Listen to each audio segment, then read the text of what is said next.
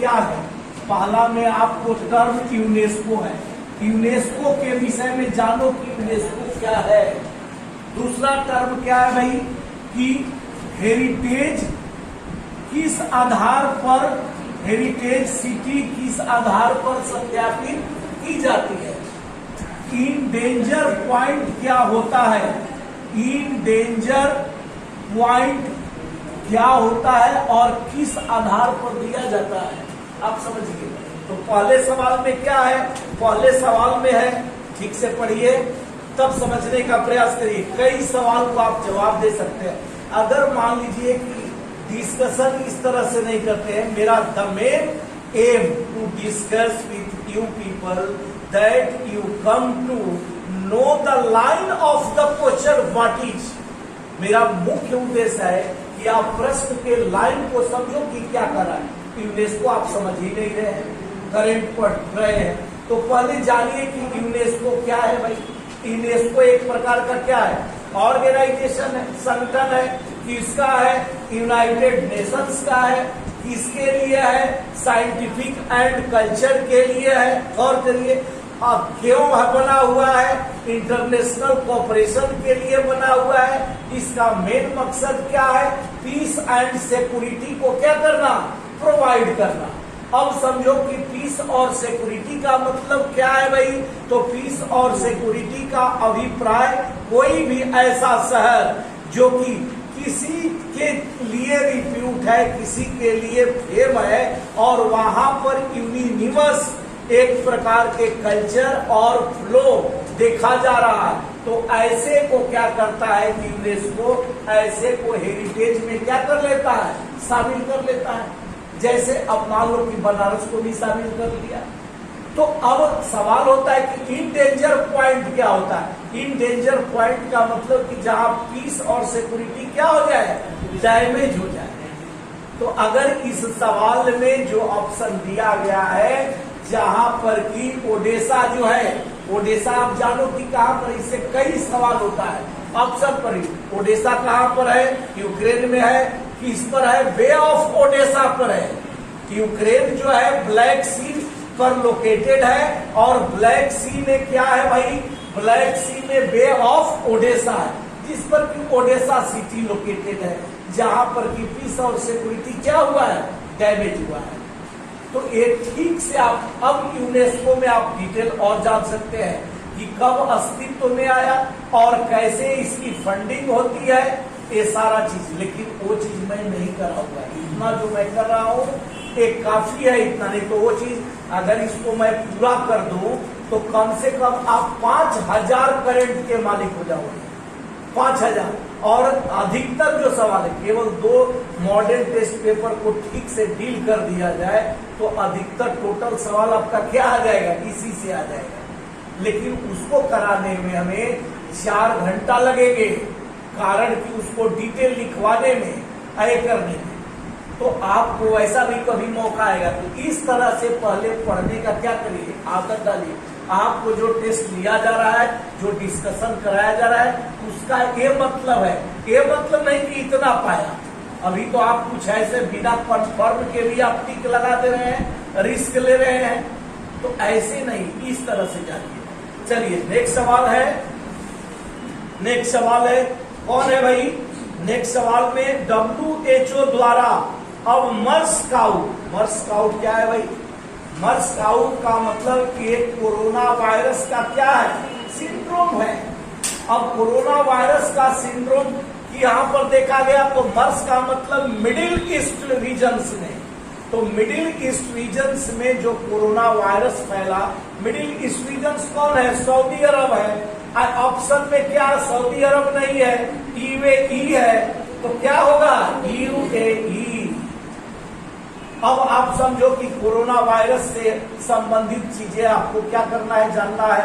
अब ये भी पूछ सकता है कि अमेरिका का है कि मध्य एशिया, ऐसे कर देगा तो ये मध्य एशिया जाएगा। आप इससे कई सवाल जनरेट हो रहे हैं, आप समझ रहे हैं कि नहीं? जल्दीबाजी में नहीं ना है आप लोग? चलिए तो ये है। नेक्स्ट अब देखिए थर्ड सवाल है। थर्ड सवाल में आप आंसर लगाए हैं कि नहीं? थर्ड का आंसर बी है, बी है थर्ड का आंसर। और 4 का आंसर भी क्या है भाई? बी है। थर्ड का आंसर भी बी है और 4 का आंसर बी है और 5 का आंसर देखिए क्या है?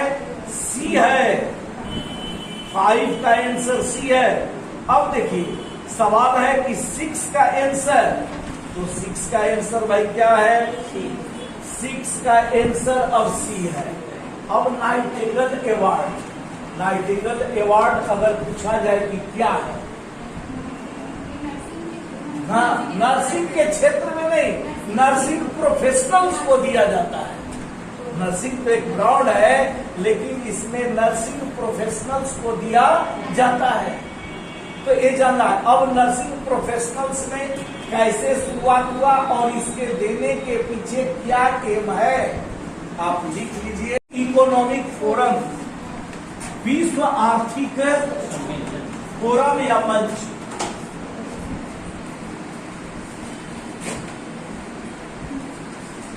World economic forum.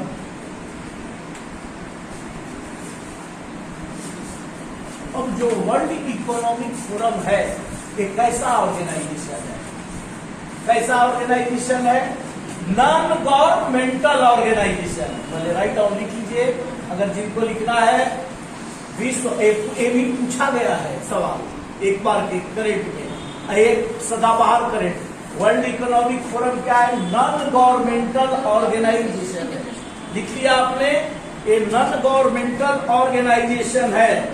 अब गौर करिए, यह 24 जनवरी 1971, 24 जनवरी 1971 को अस्तित्व में आया जी, अस्तित्व में आया। अब गौर करिए, इसका मेन एम क्या है भाई? इसका मुख्य उद्देश्य क्या है?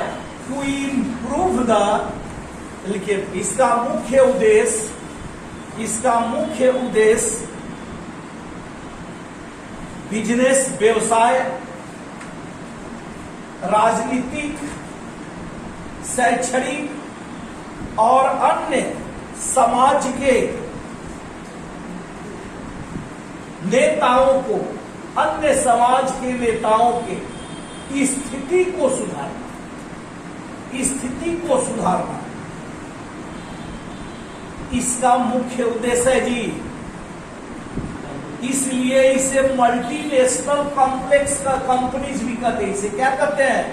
मल्टीनेशनल कंपनीज के भी नाम से जाना जाता है।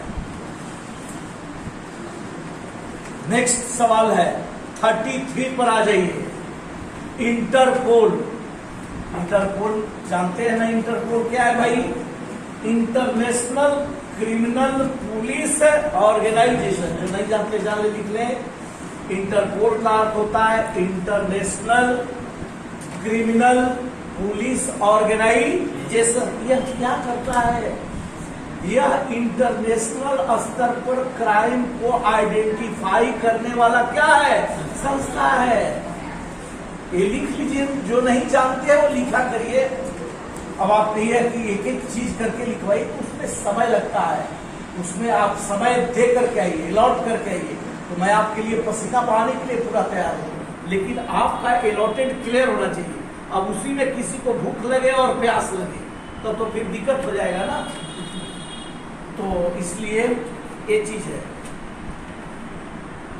अब आ जाइए, अब नेक्स्ट क्वेश्चन है 37।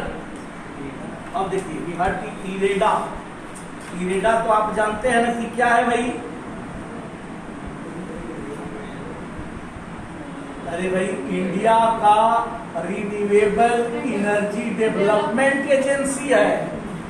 इंडिया का रिन्यूएबल, नवीकरणीय और ऊर्जा विकास अभिकरण है भारत का। अब जो इरेडा है, यह जो नया ऊर्जा विकास अभिकरण बनाया गया है, यह किस रूप में बनाया गया है? कारण कि यह देश के लिए, लोगों के लिए इलेक्ट्रिसिटी को क्या करेगा? प्रदान करेगा। लेकिन इतना ही नहीं है, बल्कि it is the public financial institutions, यह लोगों के लिए लोक वित्त संस्था है। यह लोगों को क्या करेगा? वित्त भी प्रदान करेगा। इसे हम क्या कहते हैं? It is called NBFC. इसे हम क्या कहते हैं भाई? NBFC. It is called non banking financial companies. Non banking का मतलब गैर बैंकिंग वित्तीय संस्था या कंपनी, सरकारी नहीं है और वित्तीय भी नहीं है, लेकिन यह पब्लिक फाइनेंशियल इंस्टीट्यूशंस है। गौर करिए, इसका रोल क्या हो जाता है? बढ़ जाता है, कारण कि यह ऑन डिमांड तत्कालिक स्तर पर लोगों को क्या करता है? सहायता प्रदान करता है, जो इरेडा है। अब इरेडा के अब डिटेल जानने के लिए, इरेडा बहुत इंपॉर्टेंट टॉपिक है। अब सवाल में भले इस आंसर में है कि नहीं, वो टिक लगा है ना? हाँ, अमृतकाल का प्रतीक भी माना, लेकिन अगर देखा जाए ऐसे व्यवहार में उन्होंने माना तो वही आंसर ठीक लगेगा, लेकिन ऐसे व्यवहार में सिंबल क्या है भाई? एक सत्ता हस्तांतरण